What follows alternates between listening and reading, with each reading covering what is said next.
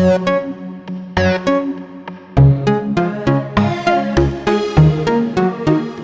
I've got the top end off of this motor, and they recommend that you wash this and dry it before you use it, and so you should probably do that. Don't know what kind of particles are in there from the machining process, but Doug over at ESP gave me a few pointers also on this Squish, cylinder squish indicator tool. One of the things he recommended was to remove the button on the bottom of your dial indicator, and so I went ahead and took that button off. Next thing you want to do is put this in your cylinder, snug it down.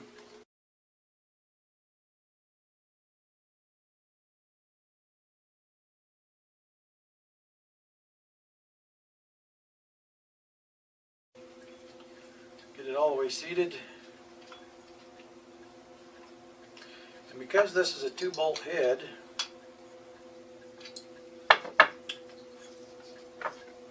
you're going to end up using the longer Allen bits to go ahead and torque this down.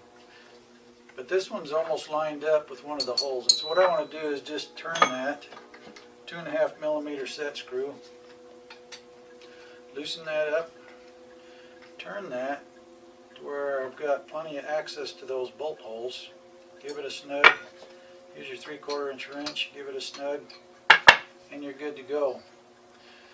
He also recommended pulling the ring off the piston, which I've already done, to set this gauge at 0. If you could zoom in on that, I'm going to go ahead and set this gauge at 0.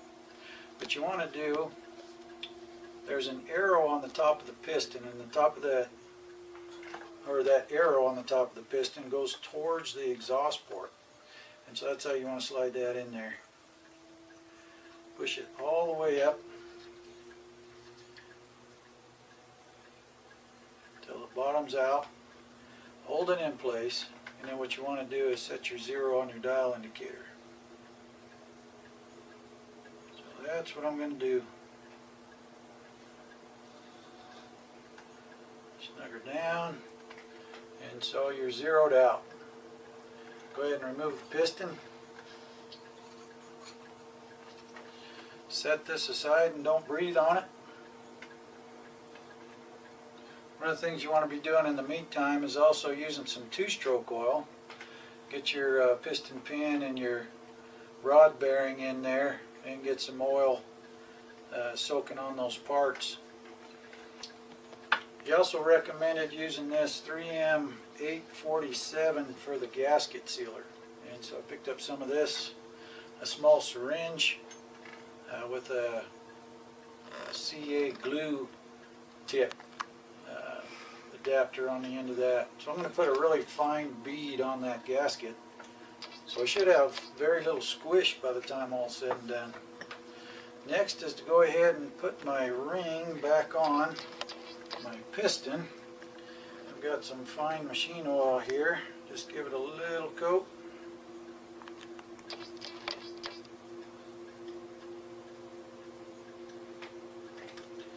A couple of places inside the race.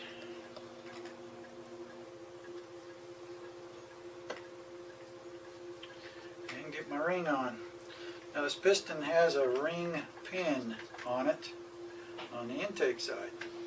And so make sure you note where that ring pin is, and then slide this ring in place.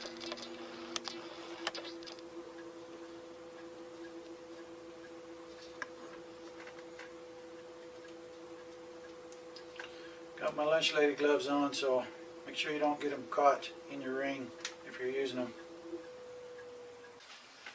Next we're going to go ahead and get the piston on the rod.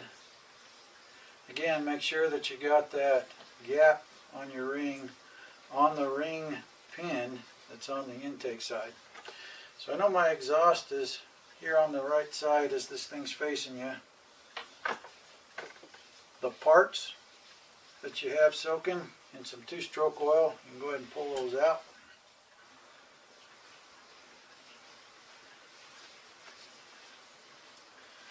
We're going to start assembling.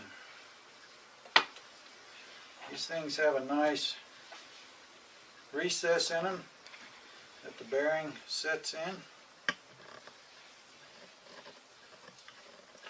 And what you want to do is go ahead and get one of the retainers in the piston. I have to take these lunch-lady gloves off without shooting it across the room. So use your thumbnail. You want to put the first corner in about 7 o'clock.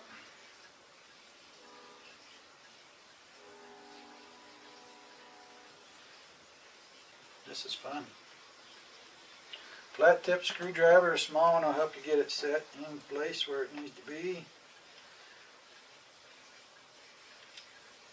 Also use it to push the other end in.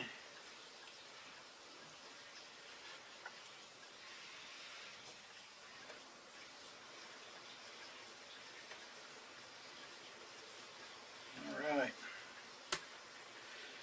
It's in. Make sure it's seated good. Go ahead and get your rod pin, piston pin started.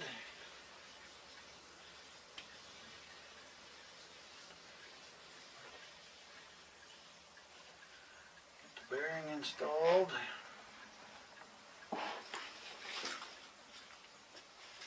And again, make sure that your arrow is facing the exhaust port.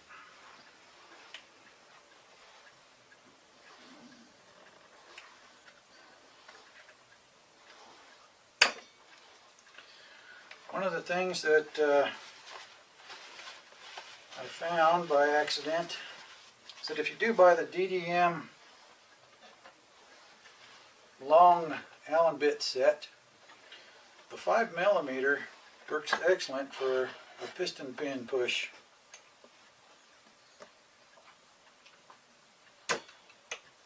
Okay, it's all the way seated. Now we got to get this other retainer in. Hopefully without dropping it in the bottom of the motor.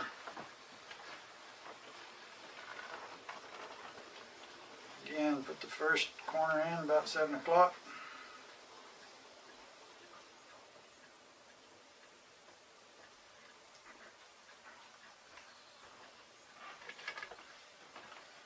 Push it with your thumbnail.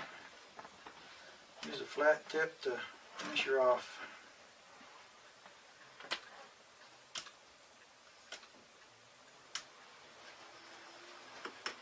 Good to go.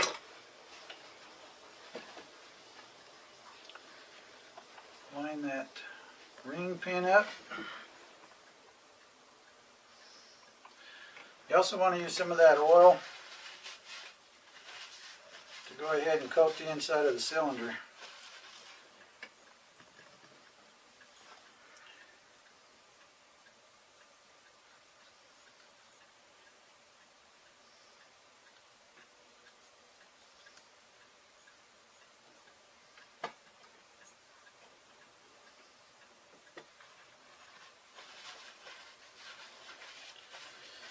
Okay, now comes the syringe part.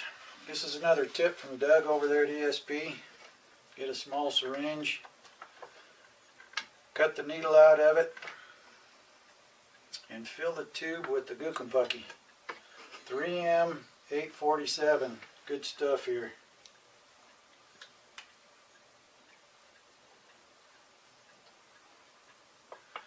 Ooh, stuff's already coming out. You grab me another paper towel. Yeah. Alright, squirt some Gookum in there.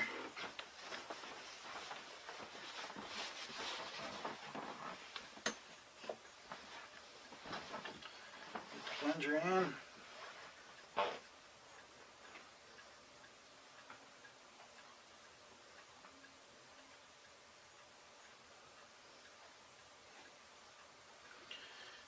We're going to go ahead and put some on the, I think I'll go ahead and put some on the cylinder first.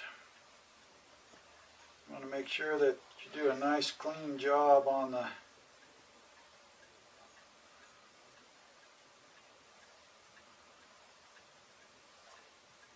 case before you start putting this together.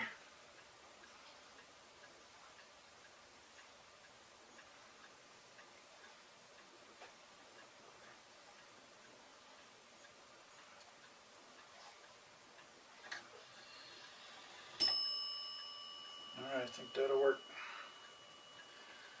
Got a little excess right there I want to get rid of.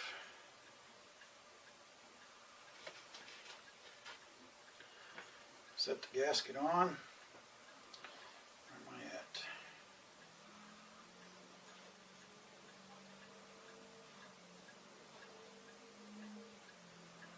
You can kind of see where you can clean up if you need to. Once that's down.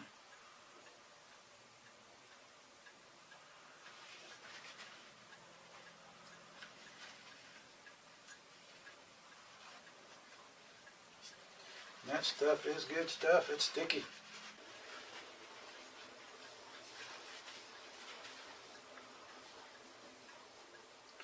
Stuff's drying a lot faster than anticipated.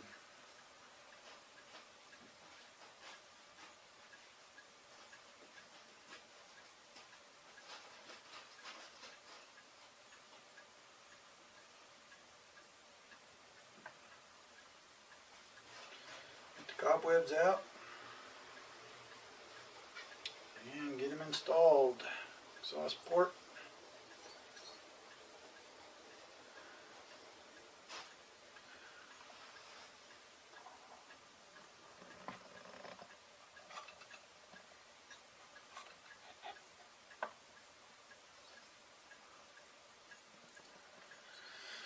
Got some new screws. Make sure you get them all cleaned up. You can use some Loctite on these. Got some old John Deere thread locker. Seems to work really good on exhaust and head bolts. 5mm. Nope. 4. Yep.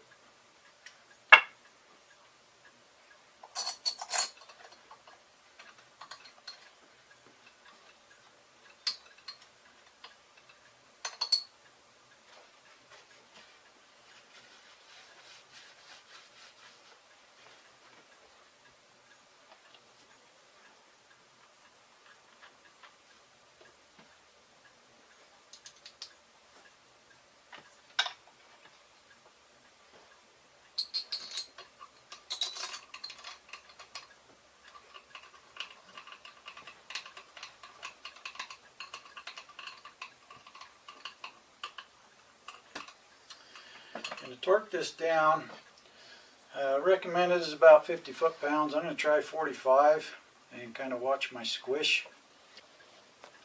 I'm going to start this at 20.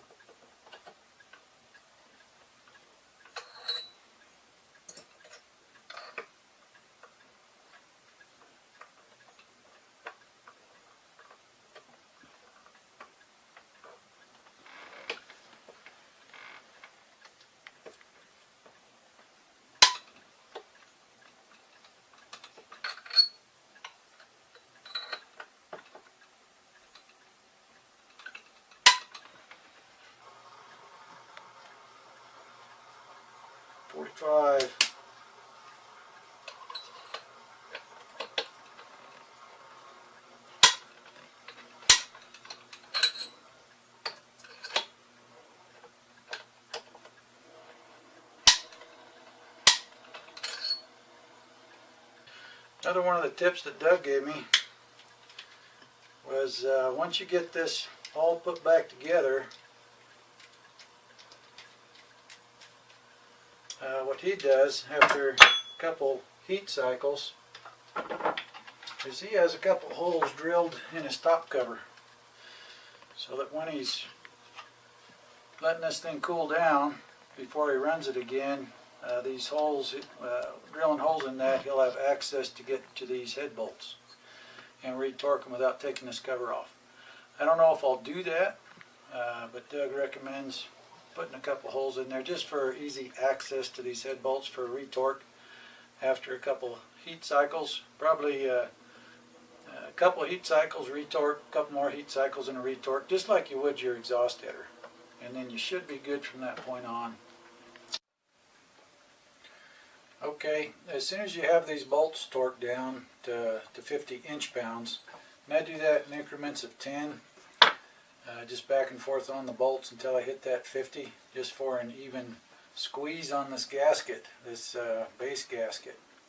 Once you have that in the head in place and it's torqued, you can go ahead and check and see what your squish is with your dial indicator. And what you want to do is go ahead and rotate it to top dead center using the flywheel or the end of the shaft, whatever you want to do. And so you'll notice the plunger start to come up. As that plunger comes up, that piston's going towards the top.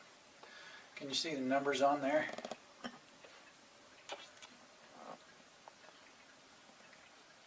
Okay, as you watch that dial move, you'll see it go backwards and forwards.